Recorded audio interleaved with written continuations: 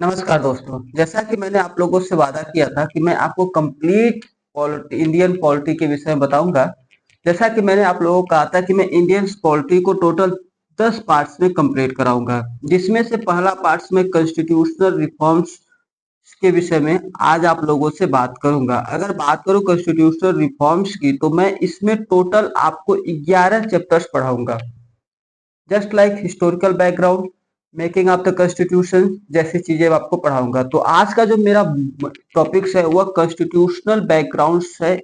अगर मैं बात करूं इसके सिलेबस के विषय में, तो मैं इसको स्पेशली दो तीन टॉपिक्स पे मैं इस पे मेरा फोकस रहेगा। Just like origins of law, law की उत्पत्ति कैसे हुई थी, यहाँ से मैं आपको शुरू करूंगा। एंड उसके बाद कंपनी रूल्स क्या था, 1973 से लेके माफ करिएगा, 1773 से लेके 1858 के बीच में क्या हुआ था।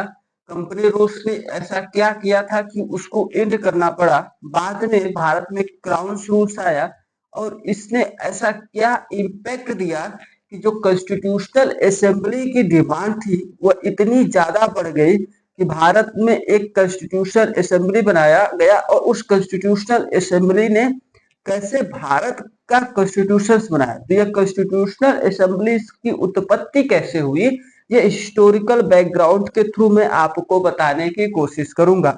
और यह कॉन्स्टिट्यूशनल असेंबलीज जो लेक्चर 2 में मैं आपको बताऊंगा। उससे पहले मैं आपको बता दूं यहाँ पे कुछ इंपॉर्टेंट टॉपिक, जैसे मैंने यहाँ पे ट्रिपल स्टार मार्क दिया है, that is government of India act 1935 and India independent act 1957 के विषय में। ये दो ऐसे एक्ट है जो इस टॉपिक्स के या फिर इस लेक्चर के सबसे इंपॉर्टेंट टॉपिक्स में से एक है। इन्हें मैं आपको डिटेल्स में बताने की कोशिश करूंगा। उससे पहले हम शुरू करते हैं इस लेक्चर्स को समझने की, तो बात करते हैं आखिरकार कैसे उत्पत्ति हुई लॉ की। तो अगर मैं बात करूं लॉ की उत्पत्ति कैसे हुई, तो आप एक सिंपल सा कॉन्सेप्ट याद रखिएगा कि law is not originate one day, that is it is not a one day concept. मतलब क्या है, मतलब ये मैं कहना चाहता हूँ कि लॉ की उत्पत्ति एक दिन में नहीं हुई है कि आज मैं सुबह उठूं और चाय पी के उठूं और चाय पी के तुरंत क्या करूं, कॉन्स्टिट्यूशन ऑफ इंडिया लिख दूं या फिर लॉ ऑफ लॉ लिख दूं। तो लॉ की उत्पत्ति एक दिन में नहीं हुई है। लॉ को उत्पन्न होने में थाउजेंड्स ऑफ ईयर्स लगे हैं, मतलब हजारों वर्ष लगे हैं लॉ की उत्पत्ति होने में।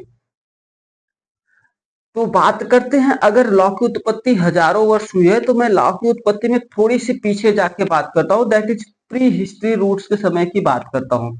जस्ट आप मैं आपको हिस्ट्री पढ़ाऊंगा तो मैं वहां पे बताऊंगा हिस्ट्री को हमने तीन पार्ट्स में क्लासिफाइड किया है, pre history, proto history and the history. यदि आपको पता है कि इन तीनों में क्या डिफरेंस है, pre history, proto history and the history में क्या डिफरेंस है, तो आप मुझे कमेंट करके बता सकते हैं। तो हम बात करते हैं प्री हिस्ट्री के टाइप्स के। तो प्री हिस्ट्री में देखिए लॉ जैसी कुछ वर्ड नहीं थी। उस समय क्या हुआ था ना, कस्टोडियंस लॉ हुआ करते थे, अर्थात प्रथागत कानून हुआ करते थे। प्रथागत कानून को अगर मैं इजी भाषा में आपको समझाऊं, तो आप एज्यूम करिए, जस्ट एक मूवी मैंने देखी थी, this is very important movie थी। जब मैंने देखी थी बचपन में देखी थी, इम्पोर्टेंस मूवी तो नहीं कह सकते क्योंकि मूवी कोई इम्पोर्टेंस नहीं होती है। बचपन में मैंने एक मूवी देखी थी, दैट मूवी इज नेम है द बुलंदी। ये मूवी बचपन में मैंने देखी थी और इस मूवी से थोड़ा सा मुझे कुछ सीखने को मिला था। एक्चुअली इस मूवी में एक सीन थी जो मैं कभी भूल नहीं पाया। उस मूवी में सीन क्या थी, दिस इज रजनीकांत साहब, इनकी बहन थी। इनकी बहन के बेटे ने क्या किया था, एक क्राइम अटेम्प्ट कर दिया था और उस क्राइम्स के लिए रजनीकांत साहब ने अपना जजमेंट सुनाया। उस जजमेंट से क्या हुआ, इनकी बहन के पति क्रोधित हो गए और उन्होंने रजनीकांत साहब को शूट कर दिया। जैसे ही उन्होंने शूट किया, तो रजनीकांत साहब ने एक तुरंत जजमेंट दिया और उस जजमेंट में उन्होंने क्या किया, इन्होंने अपनी बहन तथा उनकी फैमिली को 20 सालों के लिए तड़ी पार कर दिया, अर्थात गांव से निकाला दे दिया। जैसे इन्होंने निकाला दिया, गांव के सभी लोगों ने, जो भी उस सोसाइटी में रहते थे, उन सभी लोगों ने उस रूल्स को फॉलो किया। आई एम शॉक्ड कि क्या ऐसा होता है। अगर आज के दिन में अगर मैं बात करूं, मैं कहूं कि नहीं इस व्यक्ति को गांव से निकाल दिया जाए, तो आज के युग में ऐसा पॉसिबल नहीं होगा। सेम चीज इन्होंने भी किया था। इन्होंने भी किसी को क्या किया था, गांव से तड़ी पार कर दिया था और लोगों ने फॉलो किया। तो देखो जो ये चीजें थी, ये जो कानून था वो कहीं पे लिखा नहीं था। दिस इज प्रथागत कानून, मतलब एक व्यक्ति से दूसरे व्यक्ति में क्या हुआ था, ट्रांसफर होता था। एक जनरेशन से दूसरे जनरेशन में लापा क्या होता था, ट्रांसफर होता था। दैट इज प्रथागत। मैं जन्मा, मेरी आने वाली पीढ़ियां जन्मी, उसके आने वाली पीढ़ियां जन्मी, वो आपस में क्या करते थे, उस कानून को ट्रांसफर करते थे। कहीं लिखित थे तो वो मौखिक हुआ करते थे। दैट इज प्रथागत कानून, जो वो पुराने समय में लोग इसे फॉलो करते थे। लेकिन आज के समय में क्या है, आज के समय में ऐसा कोई कानून लगभग अब तो नहीं है। आज के समय में एक प्रॉपर रिटेन कानून होते हैं। अगर मैं बात करूं भारत में लॉ की उत्पत्ति कैसे हुई, या फिर प्रथागत कानून में सबसे पहला कोडेड लॉ कहाँ उत्पन्न हुआ। मैंने कहा जो ये प्रथागत कानून थे, या कहीं पे लिखे हुए नहीं थे, तो सबसे पहले दुनिया में लिखे हुए कानून कहाँ मिले, लिखे हुए कोड कहाँ मिले। अगर मैं उसके विषय में बात करूं, तो आप जाएंगे भारत के जस्ट बगल में ही जाएंगे, एक अरेबियन सी है, अरेबियन सी के थोड़ा सा बगल में जाएंगे तो वहां पे आपको मेसोपोटामियन सिविलाइजेशन मिलेगा। Mesopotamian civilisation just same time period, Indus valley civilisation के समय ही एक बहुत ही ब्यूटीफुल सिविलाइजेशन पाया जाता था, स्पेशली फॉर गल्फ रीजन्स में। That civilisation is called Mesopotamian civilisation.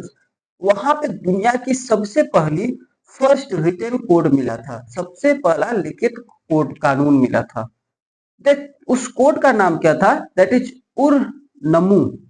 ये कोड इंपॉर्टेंट है, इस वर्ड को आप लिख सकते हैं, याद कर सकते हैं, बहुत ज्यादा इंपॉर्टेंट नहीं है, बट हाँ क्योंकि फर्स्ट कोडेड है तो आप लिख सकते हैं। ये उर नमूर जो था, this is coded at a clay. जो क्ले का एक चार्ट बनाया गया, उस क्ले के चार्ट पे क्या किया, इसको कोडेड किया गया था। और जो लैंग्वेज यूज की गई थी, दैट इज सुमारियन लैंग्वेज के थ्रू ये इस पे कोड किया गया था। ये फर्स्ट रिटन कोड था। अप्रोक्सीमेटली अगर मैं बात करूं तो 2100 से लेके 2100 बीसीई के आसपास ये रिटन कोड के रूप में ये पाया गया था। ठीक है। अगर मैं बात करूं ये मेसोपोटामिया के लोकेशंस के विषय में, तो आपको मैं बताते चलूं, दिस इज गल्फ रीजन्स में जो इस समय सबसे बड़ा इशू बना हुआ है, स्पेशली फॉर ईरान और यूएस के युद्ध के वजह से ये रीजन थोड़ा सा बहुत ही ज्यादा न्यूज में है। तो आप लोगों ने न्यूज में इसे कई बार सुना होगा, ईरान यूएस वार के विषय में। उसी के पास देखेंगे तो यहाँ पे ये पूरा का पूरा जो रीजन देख रहे हैं, that is a Mesopotamian civilisation. Just like Indus valley civilisation जब मैं आपको पढ़ाऊंगा, तो इंडस वैली सिविलाइजेशन के पीछे सबसे बड़ा जो इंपॉर्टेंट रोल प्ले किया था, एक रिवर थी, दैट इज इंडस रिवर। वैसे ही मेसोपोटामियन सिविलाइजेशन के पीछे एक बहुत ही इंपॉर्टेंट रिवर थी। इस रिवर्स का नाम क्या है, आप मुझे कमेंट करके बता सकते हैं। साथ ही साथ ये रिवर्स इस रीजन में एक गल्फ है, जहां पे आज के युग में युद्ध हो रहा है। अगर इस गल्फ का नाम आपको पता है तो आप मुझे कमेंट करके बता सकते हैं। थोड़ी सी हिंट मैं देता हूं, यहाँ पे देखेंगे ये रेड सी है, रेड सी के जस्ट बगल में आप जाएंगे तो दैट इज अरेबियन सी, और अरेबियन सी से यहाँ पे जाएंगे तो this is one of the most important gulf. उस गल्फ का नाम क्या है, आप मुझे कमेंट करके बता सकते हैं। और इस रिवर्स का नाम क्या है, आप इतिहास जब भी पढ़े, इस रिवर्स का नाम बहुत ही इंपॉर्टेंट है। जब मैं वर्ल्ड हिस्ट्री आपको पढ़ाऊंगा तो वहां पे भी मैं इस रिवर के विषय में आपसे चर्चा करूंगा। तो बात यही है कि इस मेसोपोटामियन सिविलाइजेशन में सबसे पहला रिटन कोड मिला था, जो एक क्ले पे लिखा हुआ था। बट याद रखिएगा, दिस इज नॉट ए कानून, वो यूनिवर्सल लॉ नहीं था, हर किसी को कानून देने की व्यवस्था नहीं थी वह। ठीक है। अब हम बात करते हैं भारत में लॉ की उत्पत्ति कैसे हुई। अगर हम भारत में लॉ की उत्पत्ति के विषय में बात करें, तो मैं आपको बताते चलूं कि भारत में लॉ की उत्पत्ति ब्रिटिशर्स के समय से नहीं हुई थी, उससे पहले भी हुई थी। जस्ट लाइक वैदिक एज में आप देखेंगे तो वर्णा सिस्टम से आया था, दैट इज वेदा लिखा गया था, तो वहां से ही, या फिर आप जाएंगे उससे पहले भी आप जाएंगे मौर्य एज में जाएंगे, तो वहां पे मैं आपको एक बहुत ही सुंदर या फिर ब्यूटीफुल बुक्स के विषय में बात करूंगा, दैट इज अर्थशास्त्र, जिसे लिखा गया था बाय द चाणक्य, चाणक्य भी आप कह सकते हैं। तो वहां पे भी उन्होंने लिखा था, तो वहां पे भी उन्होंने एडमिनिस्ट्रेशन के विषय में प्रॉपर्ली एक्सप्लेन की थी मौर्य के। साथ ही साथ थोड़े बहुत रूल एंड रेगुलेशंस के विषय में भी उन्होंने वहां पे बात की थी। वही उससे उसी समय पे एक फॉरेनर हुआ करते थे, दैट इज मेगास्थनीज। उन्होंने अपनी एक बुक लिखी थी इंडिकास। आप उसमें भी देखेंगे तो वहां पे भी थोड़ी बहुत चर्चा की गई है। लेकिन मैं उन सब चीजों के विषय में आपसे यहाँ बात नहीं करूंगा, क्योंकि अगर उन सब चीजों के विषय में बात करने गया तो टॉपिक्स बहुत ही ज्यादा बोरिंग हो जाएगा। मैं बात करूंगा भारत में लॉ की उत्पत्ति कैसे हुई। तो उसके लिए सबसे बेस्ट वे है कि आप ब्रिटिशर्स को पढ़िए। ब्रिटिशर्स को पढ़िए क्योंकि ब्रिटिशर्स ने ही हमारे ऊपर इतना ज्यादा क्रुएल्टी कर दी कि हर कोई, भारत का हर एक व्यक्ति कानून की डिमांड करने लगा। और भारत के हर एक पॉलिटिशियंस ने क्या किया था, कॉन्स्टिट्यूशन से ऑफ इंडिया की डिमांड की थी। तो कैसे की थी उसके विषय में हम जानेंगे। थोड़ा सा बैकग्राउंड तैयार करता हूं तो आपको और अच्छे से समझ में आएगा। बैकग्राउंड्स में देखते हैं, सबसे पहले देखते हैं ब्रिटिशर्स भारत में कब आए। तो लगभग 1600 के आसपास ब्रिटिशर्स भारत में आए थे। जब ब्रिटिशर्स भारत में आए थे तो उनका पर्पज बहुत ही सिंपल था, वह एक प्योर ट्रेडिंग कंपनी के रूप में आए थे। प्योर ट्रेडिंग कंपनीज, उनका काम क्या था कि भाई ट्रेड करना है, केवल और केवल ट्रेड करना है। सिंपल सा बात था, ट्रेड करना। किस चीज का ट्रेड करना था? जस्ट लाइक स्पाइसेस हो गए, कॉटन हो गए, सिल्क हो गए, इन सभी चीजों का ट्रेड करना था। जब वो आए थे तो उनको एक एक्सक्लूसिव ऑर्डर मिला था, क्या कहते हैं, एक्सक्लूसिव राइट मिला था क्वीन एलिजाबेथ फर्स्ट। ये नाम आप याद रखिएगा। क्वीन एलिजाबेथ फर्स्ट ने उन्हें एक एक्सक्लूसिव राइट दिया था। उस राइट के थ्रू क्या हुआ था कि ईस्ट इंडिया कंपनी, इसको कहा गया था कि आप जाइए ईस्ट साइड में, मतलब इंग्लैंड के ईस्ट साइड में जाइए, आप प्योर ट्रेड करिए। आप अकेले ऐसी कंपनी है जो इस रीजन पे क्या कर सकते हैं, ट्रेड कर सकते हैं। किसी दूसरी कंपनी को वहां पे अलाउ नहीं था। सेकेंड चीज आपको याद रखना है, जब ये east India company pure trading के रूप में आई थी तो हुआ क्या था, एक बहुत ही भयंकर इशू क्रिएट हुई थी जिसने भारत के इतिहास को बदल दिया। That is battle of Plassey. Black hole का एक्सीडेंट आपको याद होगा। ब्लैक होल का एक्सीडेंट आपको याद होगा, जिसके बाद ही ये बैटल ऑफ प्लासी स्टार्ट हुआ था। वो एक्सीडेंट था क्या, मैं बात करूंगा हिस्ट्री में, यहाँ पे नहीं बात करूंगा। मैं बैटल ऑफ प्लासी के विषय में आपको भी डिटेल्स में नहीं बात करूंगा, थोड़ी सी बात कर लेता हूँ। बैटल ऑफ प्लासी में हुआ क्या था कि रॉबर्ट क्लाइव ने डिफीट कर दिया था जो बंगाल के नवाब हुआ करते थे, सिराउद्दीन दौला को। बैटल ऑफ प्लासी, इसने भारत के इतिहास को लगभग चेंज कर दिया था। जस्ट इसी के आसपास देखेंगे तो आपको पानीपत थर्ड युद्ध मिलेगा, जिसने क्या किया था, मराठाओं को भारत ने वीक कर दिया था। And battle of Plassey and battle of Buxar, इस दो युद्ध ने क्या किया था, ब्रिटिशर्स को भारत में स्ट्रॉन्ग कर दिया था। एक तरफ तो मराठा वीक हो गए थे, और यह वो समय था जब डिक्लाइन ऑफ मुगल चल रहा था। मुगल ऑलरेडी वीक हो चुके थे। लगभग 1607 के आसपास, माफ करिएगा, 1707 के आसपास क्या हुआ था, औरंगजेब की मृत्यु के बाद क्या हुआ, जैसे ही औरंगजेब मरा उसके बाद मुगलों का डिक्लाइन स्टार्ट हो गया। और इस समय 1756 1757 के आसपास क्या हुआ था, मुगल लगभग एकदम वीक हो चुके थे। वो लगभग दिल्ली में ही अपने आप को किसी तरह से बचा के रखे हुए थे। मतलब कह सकते हो मुगल एकदम वीक हो चुके थे। और दूसरी तरफ मराठा थोड़ा सा उभर रहे थे, थोड़ा सा वो स्ट्रांग हो रहे थे। लेकिन पानीपत थ्री के वार्स ने क्या किया था, मराठाओं को कमजोर कर दिया था, जिसकी वजह से क्या हुआ, एक रास्ता मिल गया था ब्रिटिशर्स को। जो न चाह के भी ब्रिटिशर्स को एक रास्ता मिल गया कि वो किसी तरह से भारत में ग्रोथ कर सके। और इसके पीछे तो, इसके पीछे एक रीजन और भी था। जैसे उन्होंने बैटल ऑफ बक्सर लड़ा, इसमें 3 लोग हार गए। पहला,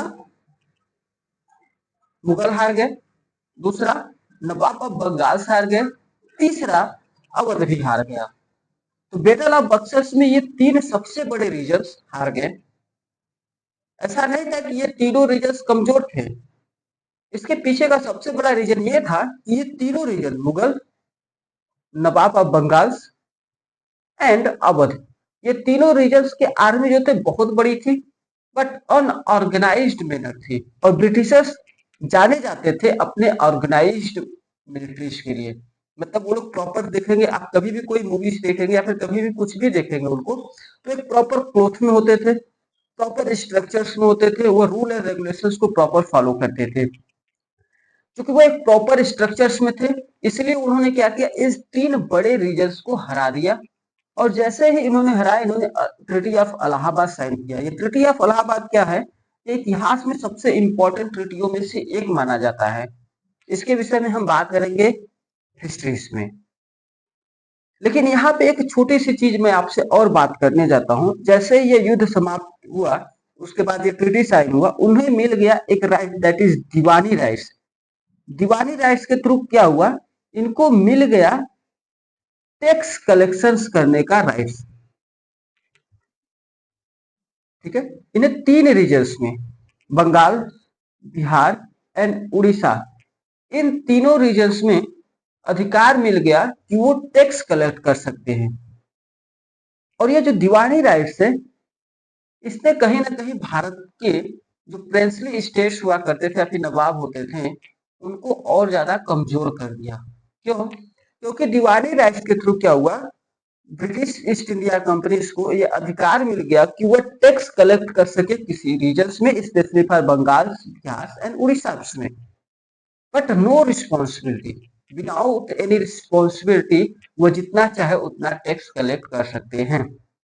दूसरी तरफ जो इस रीजन्स के नवाब थे या फिर इस रीजन्स के रूलर थे, उनके पास बहुत ज्यादा रिस्पॉन्सिबिलिटी हो गई, but there is no money.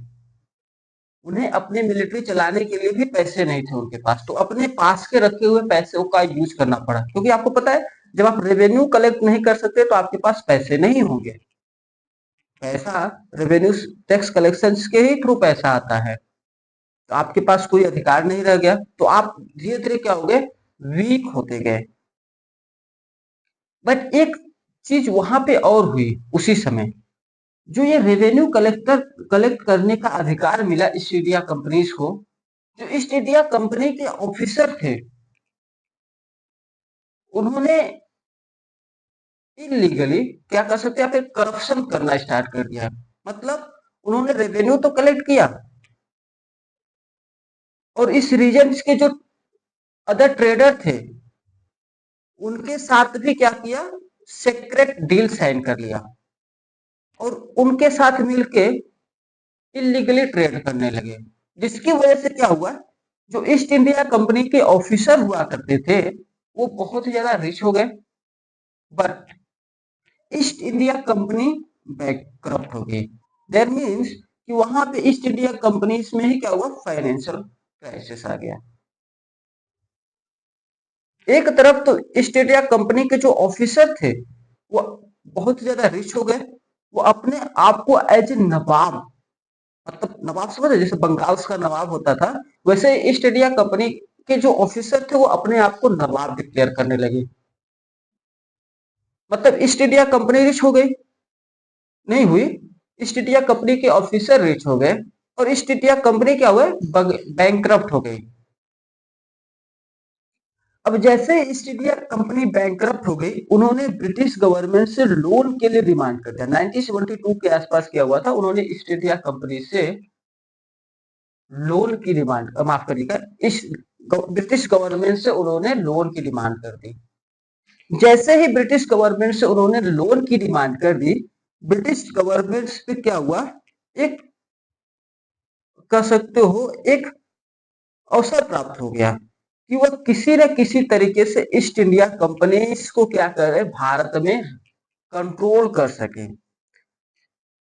अब ब्रिटिश पार्लियामेंट चूंकि पहले से चाहती थी कि वो ईस्ट इंडिया कंपनी को किसी न किसी तरीके से भारत में कंट्रोल करे, तो जैसे उन्होंने ये लोन की डिमांड की, ब्रिटिश गवर्नमेंट ने क्या किया, एक रूल लाया, दैट इज कंपनी रूल, या फिर कह सकते हो रेगुलेटिंग एक्ट पास कर दिया, रेगुलेटिंग एक्ट 1973। और इस रेगुलेटिंग एक्ट 1973 के तहत क्या किया, ईस्ट इंडिया कंपनी को ब्रिटिश गवर्नमेंट ने रेगुलेट करना स्टार्ट कर दिया। और यहीं से शुरुआत हुआ भारत में पहली बार एक लिखित, याद रखना, लिखित अकाउंटेबिलिटी एंड रिस्पॉन्सिबिलिटी जैसे वर्ड स्टार्ट हो गए। अब इस नोट रखिएगा, याद रखिएगा, ये भारत के लिए नहीं था। ऐसा नहीं था कि जो रेगुलेटिंग एक्ट स्टार्ट हो गया भारत के लोगों के हितों के लिए स्टार्ट हुआ। भारत के लोगों के हितों के लिए स्टार्ट नहीं हुआ, लेकिन हाँ, पहली बार ऐसा हुआ कि कहीं ना कहीं भारत में जो ईस्ट इंडिया कंपनी थी उसे रेगुलेट करना स्टार्ट कर दिए, उसको एक रिस्पॉन्सिबिलिटी की तरफ ले जाने की शुरुआत हो गई। तो मैंने ये नहीं कहा कि यहां से कानून की उत्पत्ति हो गई, ठीक है, क्लियर रखिएगा वर्ड में। तो पहली बार ऐसा हुआ कि ईस्ट इंडिया कंपनी को ब्रिटिश गवर्नमेंट ने रेगुलेट करना स्टार्ट कर दिया, ठीक है। इस ये रेगुलेटिंग एक्ट पास किसके थ्रू किया गया था? तो रेगुलेटिंग एक्ट पास किया गया था जो उस समय के ब्रिटिश के किंग हुआ करते थे, that is king George three. इन्होंने इस रेगुलेटिंग एक्ट को पास करवाया और इसके थ्रू ईस्ट इंडिया कंपनीज को भारत में रेगुलेट करने का शुरुआत हो गई। तो बैकग्राउंड क्या था? बैकग्राउंड क्या था? Battle of Plassey and battle of Buxar and also the financial and corruption problem हुआ करती थी जो ईस्ट इंडिया कंपनीज में जैसे ही बैटल इलाहाबाद ट्रीटी के बाद ब्रिटिश के ईस्ट इंडिया कंपनी के ऑफिसरों ने स्टार्ट कर दी थी। तो चलिए आइए अब हम समझते हैं आखिरकार ये रेगुलेटिंग एक्ट था क्या, उसके विषय में हम जानने की कोशिश करते हैं, इसके फीचर्स के विषय में जानने की कोशिश करते हैं।